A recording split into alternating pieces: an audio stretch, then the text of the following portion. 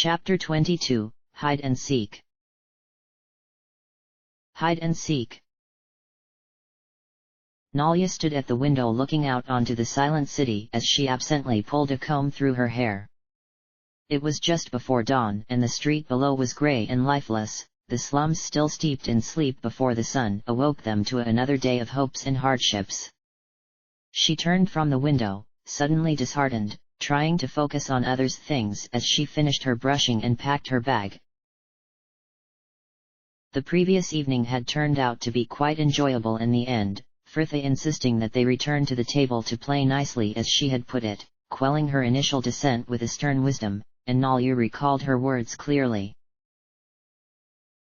Only two can be in a relationship, but I am determined that whichever two they are, three will remain friends after this. And perhaps, even a fourth can return. Nalya had pointedly ignored Frithia's last comment, though she had eventually agreed to join her, and they had returned to the table together, Frithia taking a polite interest in Aries' acting, the girl suggesting different scenes for them to practice with and even managing to convince Nalya herself to join in on some of the readings. Nalya smiled as she recalled the girl sat next to her, giggling gently into her sleeve at some quip of the bard's, looking flushed and lovely. She honestly couldn't see why Herr Dallas was having trouble picking between them.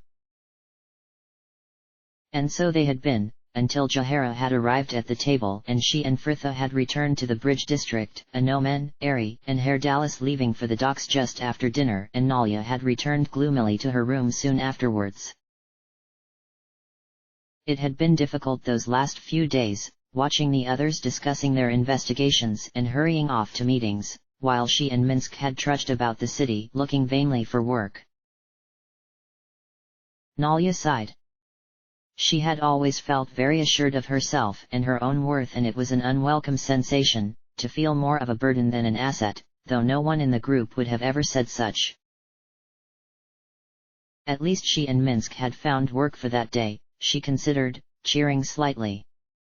Or for that morning anyway, a local goldsmith needing someone to escort something of value from his workshop in the promenade to one of the noble estates in the northwest of the city.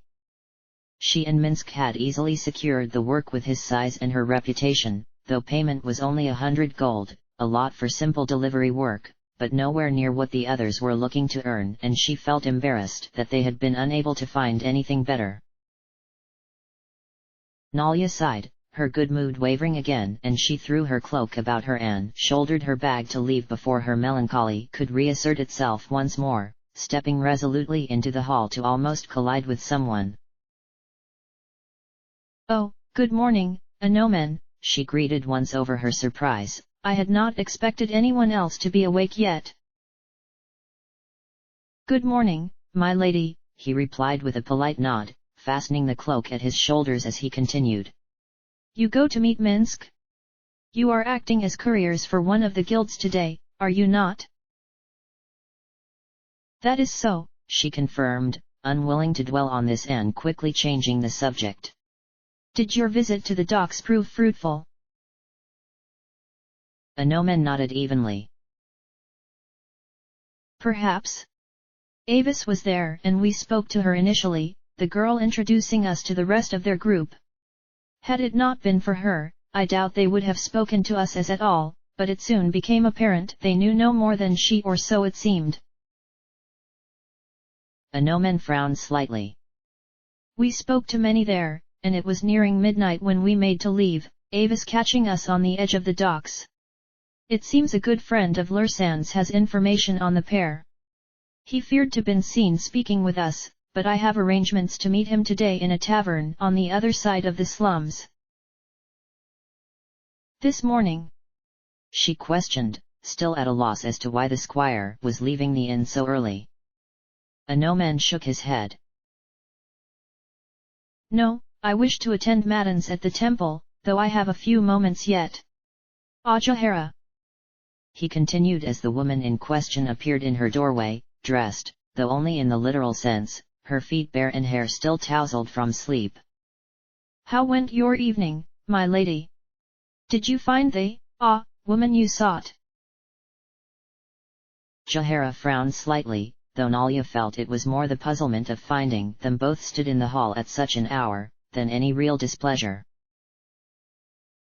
Yes, eventually, the druid finally replied, taking a step from her doorway to join them. Though the girl remembered very little about finding the body, just a dark shape fleeing down the alley and a smell of guril berries. Though I find this fact unlikely. She continued with a terse sigh. This all occurred a month ago and the berry was not in season then. Fritha thinks we therefore need to look for something that smells the same. We plan a trip to the promenade this morning. You go to rouse her now? Asked Nalia, but Jahara snorted crossly. Oh, no. Merely to see if the foolish girl is even abed. I have no idea when she returned last night. She insisted on going to help with the sewing in the theatre once we finished our investigations, and would not hear of me waiting with her. I was downstairs in the common room until the moon peaked and saw no sign of her return. Anomen looked troubled. She made the way back here alone. Jahara sent him a glare. Well, I strongly advised her against such a course, recalling to her the dangers of the streets after nightfall with this guild's war and a murderer around the bridge. And did she heed you? Asked Anomen, still looking a touch concerned. Jahara snorted at his naivety. Of course not, and her sincere assurances that she could run very fast when the situation called for it were hardly a comfort. Nalia felt herself smile, hiding it in her sleeve, though Anomen was smirking slightly too, and even Jahara had a glimmer of frustrated amusement in her eyes. Well, said Anomen, breaking the silence with a slight bow, I should be going. I wish you well, ladies. Farewell, she and Jahara chorused, the woman nodding politely to her before continuing on to Fritha's door, and Nalia turned to follow Anomen down the stairs, unable to help a smile as the sound of the druid drifted after her. Fritha? Are you awake? Yes, I know what time it is, now open this door.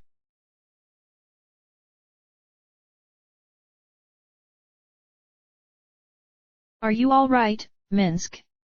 Nalia asked again as the man next to her hefted the load in his arms with a sharp breath. It turned out that their delivery was no less than a gold-plated shrine statue the size of small child, something Minsk could lift without much of a problem, though traveling a distance with it was another matter, and she could see the strain on his face as they closed upon their goal, an estate just east of the government district, the city about them slowly awakening as they walked. Come, let us rest again, she offered, the ranger making a weak noise of protest that died completely when he realized she would not take any refusals, and she led him to stand in the shelter of a narrow side street, the man crouching to set the load down on the smooth cobbles before them. The idol was bound and protected by canvas and ropes, and for a moment, she thought it looked like they had been tomb robbing. She smiled slightly at the idea, though it was not something she would ever consider doing in reality. She preferred her targets alive and wealthy enough so as not to miss the loss. Nalia sighed. It had been a while now since she had a chance to exercise her more disreputable skills, full days making for tired evenings. Her work with Fritha was most definitely of a help to others, though not quite in the sense she was used to, and Nalia rather missed her nighttime jaunts about the city. Keeping to the shadows and scaling walls all in search of the elusive mark, and, quite apart from the fact she had not been able to donate anything to the Temple of Ilmater for a 10-day now, she was a little worried she was getting out of practice.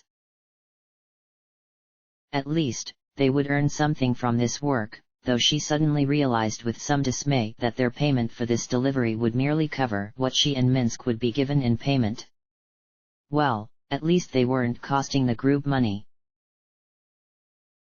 Nalia glanced to the man next to her, Minsk leaning back against the building they were stood before, stretching and rubbing the muscles of his arms and clearly trying to work the ache from them. She liked the ranger and had found a sincere respect for the man ever since they had been paired together to search for Belgrade some days before. Though he was obviously quite addled, he had a earthy wisdom, albeit one he seemed to insist on attributing to his hamster, and Nalya thought they worked well together.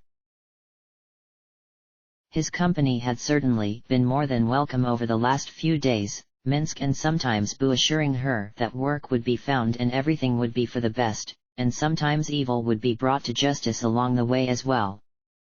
Besides, Nalya considered practically, half the nobles' houses in Athkatla probably thought she was mad. Who was she to judge the mental state of others? The ranger glanced to her with a smile, gesturing to the statue at his feet. Bu says we should set out again before the streets grow crowded. If we go back to the guild soon, they may have more work for us, yes. Nalya nodded, smiling gently, and they continued their journey, the roads growing wider as they traveled, the houses no longer opening onto the street but concealed behind high-walled gardens. And, at last they reached their destination, the pale stone walls of the Feral estate, not the eldest nor the richest of Athkatla's noble houses, but a respected one nevertheless. Nalya led them through the gates, the gravel path crunching pleasantly underfoot as they walked up the tree-lined path to the grand sandstone house, the girl knocking politely on the wide-arched doors, a blonde pink-cheeked maid appearing at one after a moment. Nalya smiled. Good morning, we are. Deliveries are round the back, the girl cut in sharply, shutting the door before Nalya could utter another word, and she felt herself flush at the affront, Minsk giving her shoulder a kindly pat before he stooped again for his load, and they returned to the path, following it through the well-kept gardens to the back of the building, Nalya seething as they went. Had her household ever been so? No, she was sure it had not, despite her aunt's influences, and Nalya was hit with the sudden realization that the castle was perhaps being managed quite differently now Delcia and the Ronals had rule. Nalya sighed crossly. Well, of course she had known it would be run differently, but she had never really considered it in light of the small courtesies her father had always extended to anyone who came to them, and she felt a strange sense of shame wash over her, glad for the first time that she was no longer associated with the place.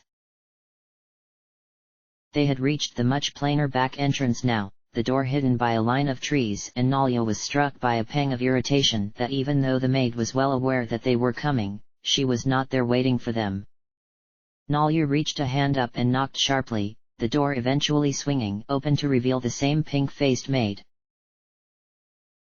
If you just leave it there, the girl continued indifferently, gesturing to the step, I'll have one of they. Go and fetch your master, snapped Nalya, her voice taking on the crisp imperious tones of her aunt, well aware that the officious deportment of the nobility could have its advantages. This requires his seal. And bring this man some water, as well. The girl stared at her open-mouthed, before her instinct seemed to take over and she bobbed a quick curtsy, hurrying off to do her bidding. Minsk laughed breathlessly, setting down his load for the final time and leaning back against the wall of the house. Such a fine temper! You speak with the spirit of a witch Laren, young Nalya. Even Bu trembled. Nalya smiled in spite of herself, trying not to feel too pleased as she recalled the girl's shocked expression. Ah, your water, miss, came a voice before her, and she glanced up to see another maid, brown-haired and younger, stood holding out a large earthenware jug and cup, the girl disappearing as soon as it was taken. Here, Nalya smiled, passing the cup to Minsk, who received it gratefully, the girl pouring him some water before setting the jug at his feet, and she straightened just as a loud and decidedly exasperated voice drifted through the doorway. Fine, fine, go back to your duties, snapped the half-dressed man of middling years she assumed to be Lord Feral, the maid hurrying off as he turned his attentions to them. Now what is this? My maid said you need a seal. Nalya nodded once, drawing the slim beeswax tablet from her bag, the crest of the goldsmith's guild gilt upon the back. What? The idol from the goldsmiths?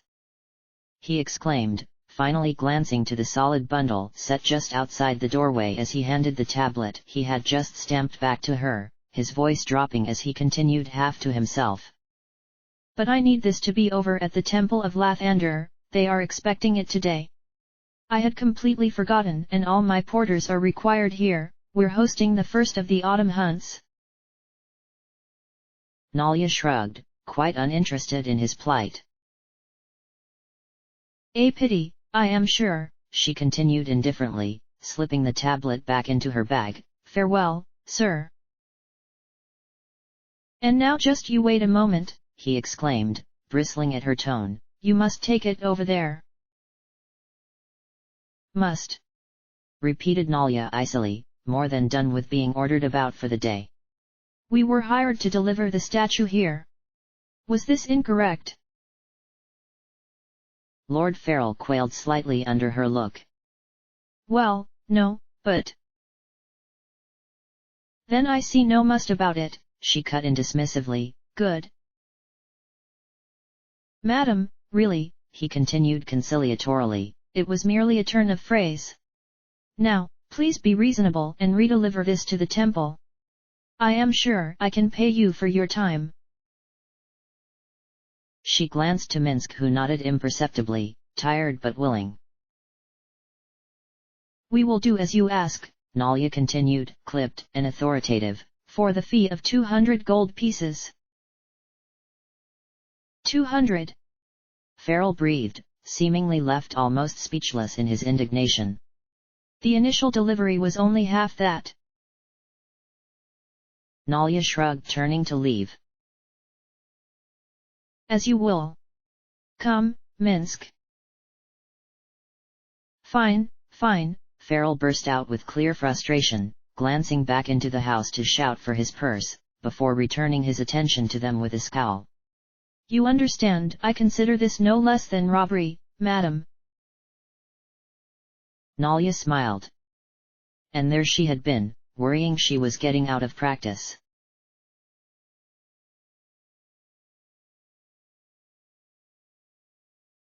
Fritha yawned widely, trying to stifle it in her sleeve and shaking her head in an attempt to wake up, the bustle of the morning promenade an unreal blur through her haze of sleep.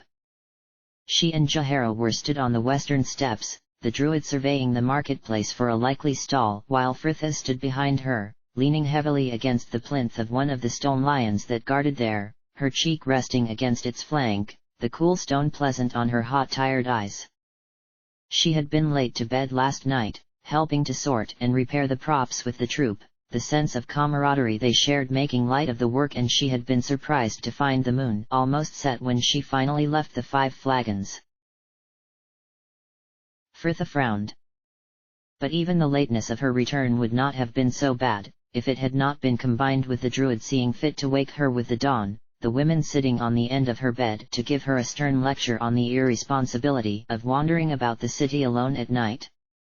She had tried desperately to ignore the woman, unpleasantly stuffy with the covers pulled overhead, though it was all in vain. She had been unable to return to sleep even after Jahara had departed, and after an hour of lying in bed, staring at the ceiling as the room about her grew steadily lighter, Fritha had given up and gone down to the common room to join the woman for an early breakfast. Fritha stifled another yawn, feeling slightly cross that the druid had seen fit to disturb what little sleep she had managed to get. Remind me again why it was necessary to get me up with the lark this morning, she reproached the woman, Jahara merely glancing back from where she had been scanning the marketplace to give her a stern look. Well, it would not have been had you agreed to allow me to stay and walk back with you last night. I merely wished to ensure you were not lying dead in some alley between here and the bridge. Fritha scowled. Well, it would have been a bit bloody late to do anything about it if I had been, she muttered, squinting as they moved out from the shadow of the archway. What were you planning to do if I hadn't been in my room? Scribble my name at the bottom of your vengeance list and go back to bed. Do not even joke about such things, Jahara snapped, though not as sharply as she might have, and Fritha hoped she was starting to feel a touch guilty about waking her. Now come along, do you have the berries we bought yesterday? Fritha nodded and drew a slightly squashed packet of dark indigo berries from her pack, following the women down the steps and through the press of people to a nearby apothecary's stall. The tables bowed under the dishes of spice and herbs, baskets of dried fruit and roots at their feet. Fritha brought the packet to her face and inhaled deeply, trying to memorize the bitter, faintly aromatic scent of the berries before taking a pinch of crisp green leaves from the nearest basket and sniffing at them tentatively. Greetings ladies, a pearl. Came the apothecary, finishing with a customer to turn to them and trailing off with a bemused look to her. Jahara rapped her knuckles with her own and Fritha hastily returned the leaves to their basket, straightening to give him a smile, the man looking relieved when Jahara began to speak. Well met, sir. Though this may sound like a strange request, do you have anything that smells like guril berries? Guril berries? He repeated with a frown. Well, I do not stock them myself, their medicinal uses are tenuous at best. Well, what would they be used for? Asked Fritha, licking a spot of the astringent juice from the tip of her finger and finding it difficult to believe anyone would eat the berries by choice. The apothecary shrugged loosely. Well, I know of only one use myself. They can be combined with other certain herbs to make a salve for, He colored slightly, intimate afflictions. Oh, hells! Fritha burst out crossly, ignoring the merchant's surprise to whirl on the woman next to her. It was probably just her last customer. Jahara nodded slowly. Perhaps. She turned again to the man. Do you have anything else that would smell like it? He shook his head. I surely could not say, madam, though you're welcome to keep, looking, as it were. They nodded their thanks, the merchant turning to serve his next customer while the two women pored over the baskets, some of which so exotic even Jahara could not recognize them. Fritha sighed, absently scratching her hand. It seemed she had had a reaction to something she had handled, the fingers of her right hand itching maddeningly and, even more frustratingly, they were fast running out of herbs to sample. The girl sighed again, stooping closer to a dish of fine dull grey powder and drawing back almost immediately as the bitter smell assailed her. This, Fritha exclaimed, pointing the dish out to the woman opposite, this is the closest yet. Excuse me. She continued to the merchant, what's this? The man nodded politely as he passed some change to a customer and bid them farewell before glancing back to answer her. That? Ground oak bark. Used to make a draught for the treatment of dysentery.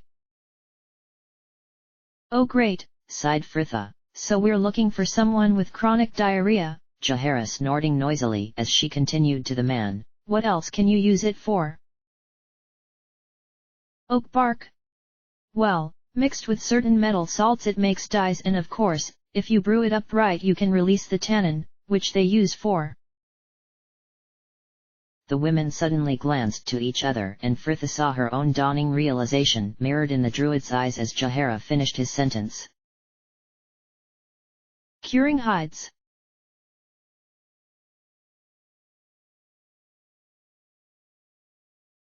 Is this the place? Asked Fritha, looking up at the plain wooden building that stood about halfway along the bridge. Jahara nodded, peering around the corner of the house and into the neighboring lane to point above the door. Yes, there is the sign, see, Regik Heidsman. There were 3 tanners in the area according to the local merchants, though this was the only one actually situated on the bridge, and Jahara had believed it the best place to begin their investigations. Fritha threw a glance to the woman, leaving the main street to walk along the short alley and knock sharply on the door, moving to the closest window when no one answered to peer through the grimy glass, an empty workshop just visible through the dirt. Well, he doesn't appear to have opened up shop today, does he? she said finally, turning back to Jahara, and the woman nodded, her eyes narrowed. Quite, and it was closed when we were questioning the residents around here the other day as well. Perhaps he is ill. Well, he's going to feel even worse when he sees his door. Fritha grinned, drawing her sword, and Jahara took a step closer, shielding her from view of the street as she forced the lock. There, Fritha whispered with satisfaction, sheathing her blade as the door swung open and she took a step inside, the workshop large, but gloomy even at high sun, and Fritha wondered absently how the man worked with so little natural light. No doorways led off to other rooms, the sharp bitter smell of tannin drifting up a flight of steps that led down to the floor below, the stairwell full of shadows. Hello? Anyone here? Fritha called, glancing to Jahara with a smirk as she continued with a friendly concern. Someone appears to have forced your door open, are you okay? The druid rolled her eyes, moving over to the nearest workbench, where scraps of leather were piled about a half-made satchel. Look, this is same type of hide as the one we found on the last victim. Fritha watched as she drew the piece of leather from her bag, her hand hovering over the workbench before descending to hold it up to the scrap already there. The edges matched completely. Fritha swallowed, her throat suddenly dry. What do you think? Should we tell Aegisfield or investigate further? Both, answered Jahara firmly, returning to the door to call loudly back into the street. Here, child. A pause, and Fritha listened to the approach of bare feet before the druid continued to her unseen herald. Here is a copper piece. There is another here awaiting your return if you go and fetch Captain Aegisfield, or any other members of the watch. Understood? Go on then, quickly now. The woman remained at the door a moment as the footsteps faded before turning back into the room, and Fritha moved to the top of the stairs, the dark silhouette of furniture below just visible in the gloom. Are you ready? Jahara said nothing, merely nodded once, adjusting her grip on her staff, and Fritha turned to descend into the darkness. The smell of tannin was much stronger down there, the only light from the room above them, and Fritha felt her hand tighten about her sword hilt, though she did not draw it. By Sylvanus, Jahara muttered behind her, it is like pitch in here. Fritha nodded, finally reaching the last step and letting a hand brush lightly against the wall next to her, fingers finally finding what she sought. Here, I've found a window. There. She muttered, feeling for the catch, and at last throwing open the shutters, the view of the river shimmering blue-green under a bright noon sun, quite a nice one, though she took no time to appreciate it, turning back into the room to finally take in their surroundings. She was not sure what she had been expecting, but the sunlight had opened out a plain and serviceable room, a large washtub of tannin in one corner, an open trapdoor in another, stone steps leading to what she assumed was the cellar, while spaced neatly about, hides in various stages of curing were hung or stretched over frames. There was an open fire pit in center of room, and Fritha moved to look at the rail suspended above it, where a pretty piebald horsehide was hung next to some strips of a pale sallow leather she did not recognize. She looked closer, the leather thinner than anything she had ever seen before, almost translucent, and she moved a hand up to touch it, Jahara suddenly grabbing her sleeve, her face pallid. Don't. I think it is skin. Fritha dropped her hand, stepping back as a wave of nausea washed over her, her heart suddenly beating wildly. What are you doing here? Demanded a sharp masculine voice, and Fritha whirled with the druid to see a stocky man of Amnian coloring stood at the trapdoor, another fairer man just visible behind him. What are we doing here? She shrieked, her temper flaring before she could master it, throwing a hand towards the hides behind her. What in the hells are you doing here? Jahara took a step forward, her staff held ready. Regik Heitzman, by order of the City Watch of Athkatla, you are under arrest and are to come with us. The man tensed, his eyes dark and calculating, and, for a moment, Frithha thought he would attack when he suddenly turned and fled back down the steps, almost barreling into his companion in his haste. Jahara leapt after him, Frithha drawing her sword to follow her, the two racing down the steps after them. The stone was slippery underfoot and Frithha nearly skidded into the back of the woman when Jahara stopped suddenly halfway down the staircase, the girl glancing up to question her, and her heart stopped. The cellar about them was like a scene from Irenicus's dungeon, and yet 1,000 times worse. The stone walls were black with damp and mold, stacks of rotting crates rising in the gloom like the columns of some decaying temple, though hardly any of this registered when at the foot of the steps a large solid table was stood, covered in blood, a half-skinned body lain out upon it. Next to it, skins were stretched over frames similar to the ones they had seen upstairs, the remnants of flesh to be scraped from them before they could be cured, a plague of rats swarming beneath, feeding on the scraps. Along two of the walls, other bodies had been hung and left to rot, their skins still intact from what she could see, and Frithha wondered whether they had somehow been deemed unsuitable, hung up there and denied burial as some kind of punishment for the inconvenience. They walked down the rest of the steps in measured silence, eyes scanning the disorder, searching for some sign of the men, to little avail. The room was at river level, the floor ending before the enclosure of the walls did, and Frithha could see the dark water lapping against a rotting wooden jetty, two narrow punts moored there, a low archway leading out to the river beyond, the world outside bright and unreal. Frithha came to the foot of the stairs, letting her eyes drift unseeing over the bloody table before them, her mouth salivating as the bile began to rise in her throat. Regik, you sick bastard, she shouted with a bark of hollow laughter, come out here and I swear we'll take you in alive. Silence. Jahara glanced to her, indicating the way ahead towards the jetty with her staff while nodding for take the vague path left through the crates, and the women split up, Frithha watching the druid begin to prowl forward into the darkness before turning to walk left along the wall, the stacks of rotting crates looming over her. Frithha crept along, straining to hear anything over the roar of blood in her ears, heart beating a smart tattoo in her chest as she passed body after mouldering body hung on the wall next to her, some little more than skeletons, others disturbingly fresh, and she felt their eyes on her as she walked by. She reached the end of the aisle, pausing to consider the skeleton there, half hidden by shadow and rags, its bleached white skull looking out of place in the murk of the surroundings. Frithha sighed and turned to make her way back when she heard the rattle of bones behind her, and she whirled in time to see the flash of steel, Regik suddenly there, stepping out from behind the body, a stiletto already sweeping down at her. She screamed, bringing her blade up with a speed that surprised them both, Regik's hand hitting the ground a moment before the rest of him did, Frithha's sword stuck halfway through his head. Frithha! Came a cry before her, and she looked up to see Jahara rushing towards her. I heard you scream, are you injured?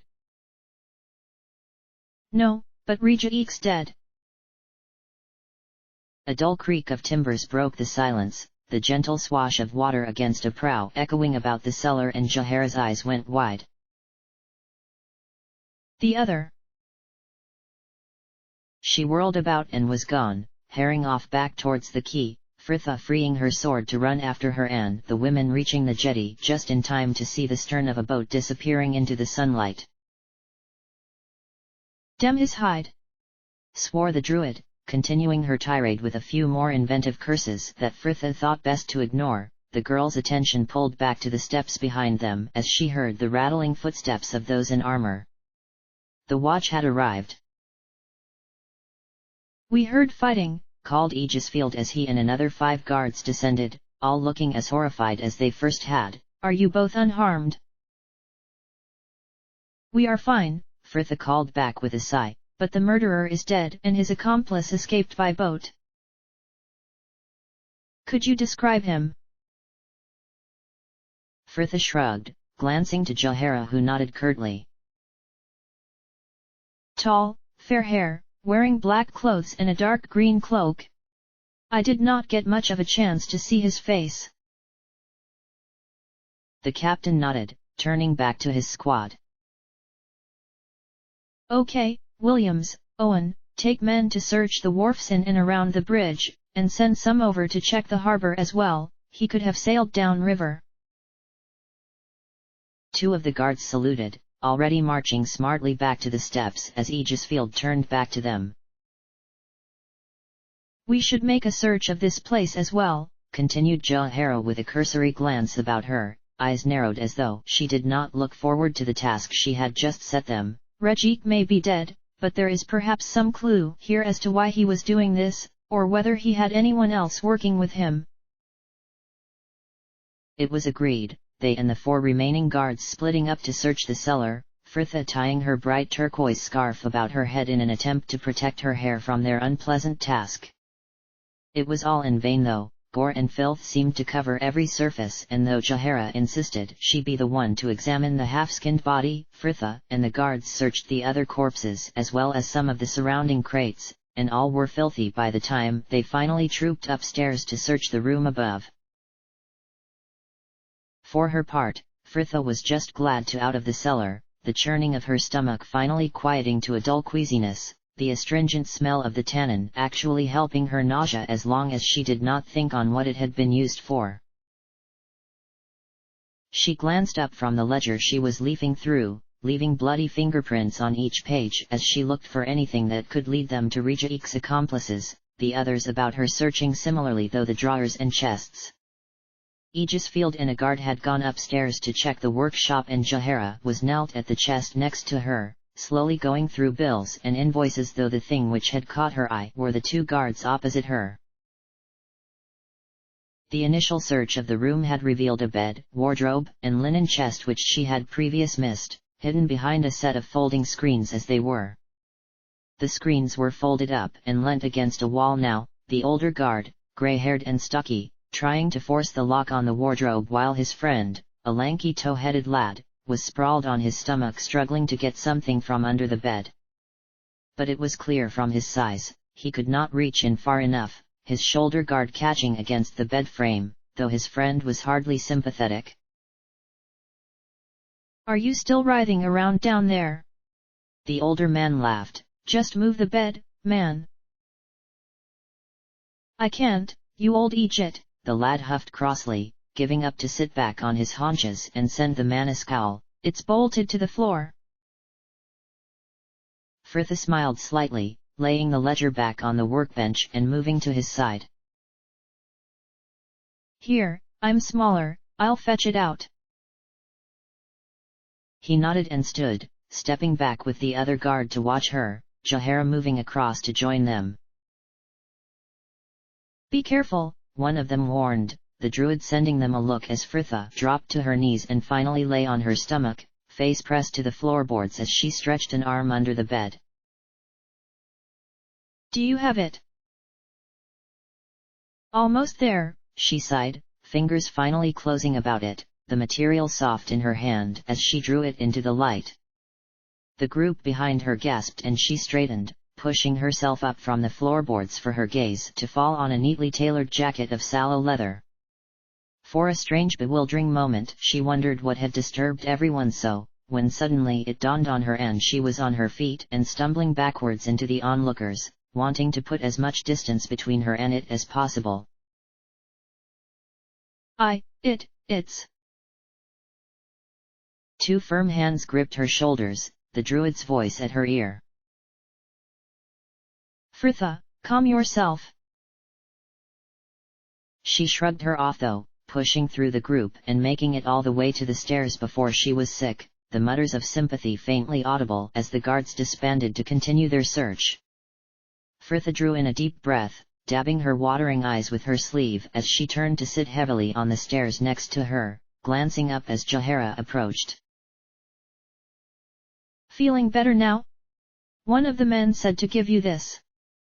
She began gently, passing a narrow flask to her and Fritha looked past the woman to where the older guard was stood making a good show of searching through the wardrobe he had finally opened, though he was keeping half an eye on them, giving her an encouraging smile as he noticed her watching. Frithia smiled faintly as well, knocking it back for a quick sip, the spirits burning her throat as she swallowed, though the heat it put in her stomach was bracing and seemed to bring her round slightly. She passed the flask back to Jahara with a nod. Thanks. The druid sent her a measured look. You know, we may as well return to the inn. The murderer is dead and the watch can finish things here. Frithia shook her head, well aware of what she was doing, but determined to see it through. No, we should stay until it's done. She sighed, rising tiredly to stand next to the woman. Many hands, and all that. End of chapter.